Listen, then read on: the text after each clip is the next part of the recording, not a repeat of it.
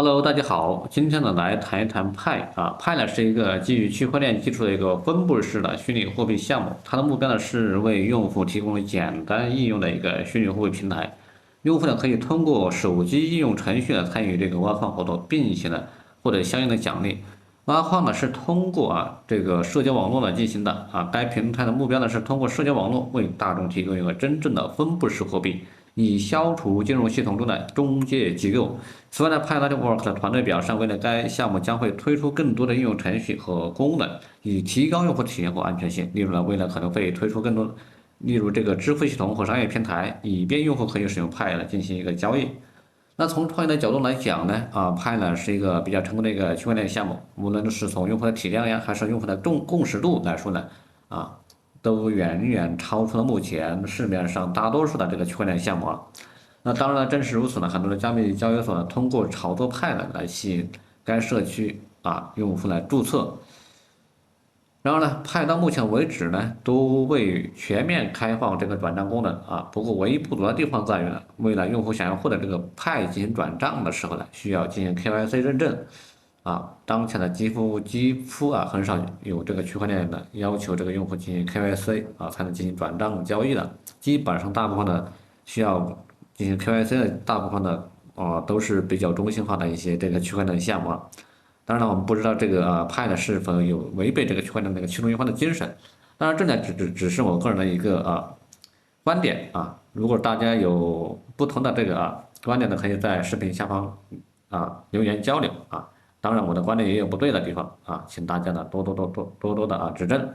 好了，当然我们期待它在未来呢有更好的表现啊，也希望参与者通过这个派网络有所收获。那么作为 Web3的建设者呢，我谈谈个人的几个观点啊。首先第一点呢，是我们不去评价派网的是否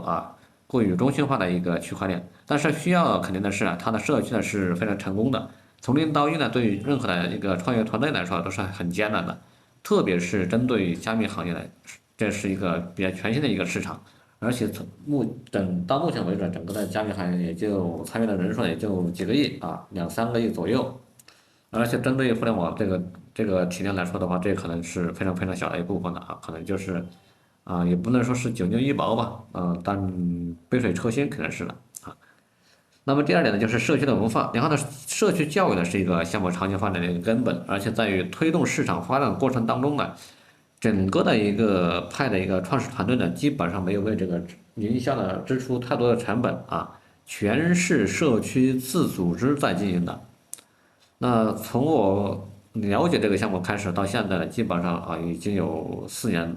左右了吧，2019年差不多4年了啊。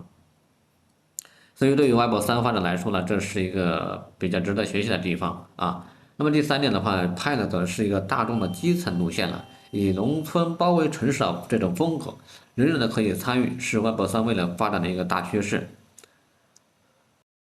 那也是打开 Web3流量的一把钥匙目前的整个 Web3的流量呢，增长的非常非常的缓慢基本上呢，目前参与比较多的可能就是我们前面讲的陆空投这一部分人比较多。但是呢，2023年之后呢，我认为陆空投的这个时机呢门槛比较高了。首先门槛比较高，成本高了不是门槛高了，成本高了，门槛低，